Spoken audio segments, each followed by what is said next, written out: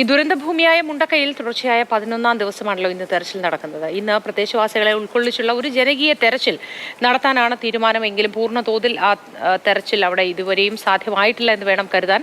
ഈ ജനകീയ തെരച്ചിൽ ഇന്ന് പരിമിതപ്പെടുത്തും. വിവിധ കാരണങ്ങളും അതിനുണ്ട്. സ്പെഷ്യൽ പ്രൊട്ടക്ഷൻ ഗ്രൂപ്പൊക്കെ വന്ന് ആ മേഖല ഏറ്റെടുക്കുന്ന ഒരു സാഹചര്യമൊക്കെ നിലവിലുണ്ട്. കാരണം കേന്ദ്ര സംഘം വരുന്നുണ്ട്, ഒപ്പം പ്രധാനമന്ത്രിയുടെ സന്ദർശനമുണ്ട്. ഇതൊക്കെ കണക്കിലെടുത്താണ് ഇന്ന് പരിമിതപ്പെടുത്തുന്നത്. പക്ഷെ കൂടുതൽ നന്നായി തന്നെ ഞായറാഴ്ച ഈ തെരച്ചിൽ ഉണ്ടാവും എന്നും നമുക്ക് വിവരങ്ങൾ ലഭിക്കുന്നു. ഇപ്പോൾ മുണ്ടക്കയിൽ നിന്നും പുഞ്ചിരിമട്ടം ഭാഗത്തു നിന്നും നമ്മുടെ പ്രതിനിധി അനശ്വര ചേരുന്നുണ്ട്. അനശ്വര, ആ മേഖലയിലേക്ക് തദ്ദേശവാസികളായ ആരെങ്കിലും ഒക്കെ വന്നിട്ടുണ്ടോ? ഈ സന്നദ്ധ സംഘടനാ പ്രവർത്തകരും അഗ്നിരക്ഷാ സേനയും അടക്കമുള്ളവർ അവിടെ നേരത്തെ തന്നെ എത്തിയിട്ടുണ്ട് എന്ന് അനശ്വര പറഞ്ഞിരുന്നല്ലോ. അവരുടെ നേതൃത്വത്തിൽ ഈ തെരച്ചിൽ എങ്ങനെയാണ് ഇപ്പോൾ പുരോഗമിക്കുന്നത്?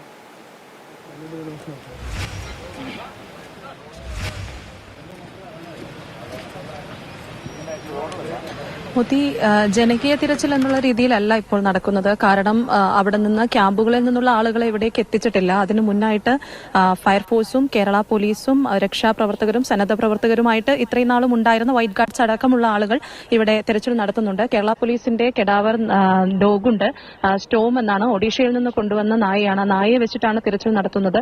പല സ്ഥലങ്ങളിലും നായ എത്തി ശബ്ദമൊക്കെ ഉണ്ടാക്കുന്നുണ്ട്. അത് നമ്മൾ നേരത്തെ നോക്കിയ സമയത്ത് അവിടെ കുറച്ചുനേരം നിൽക്കുന്നുണ്ടായിരുന്നു. അപ്പോൾ അതിൽ നിന്ന് കിട്ടിയത് ഒരു ജാക്കറ്റാണ്. ഒരുപക്ഷെ ഒരാൾ ഇട്ട് അങ്ങനെ പോയ ഒരു ജാക്കറ്റോ അങ്ങനെ എന്തെങ്കിലും ആയിരിക്കാം.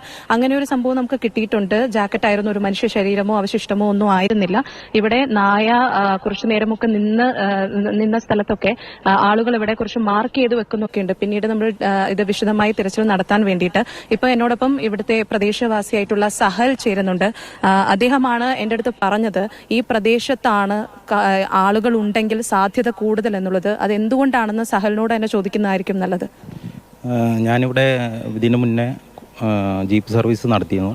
അപ്പോൾ ഈ കാണുന്ന ഏരിയയിൽ ഈ രണ്ട് സൈഡിലായിട്ട് വീടുകൾ 5 സെൻറ്റ് വീടുകളാണ്.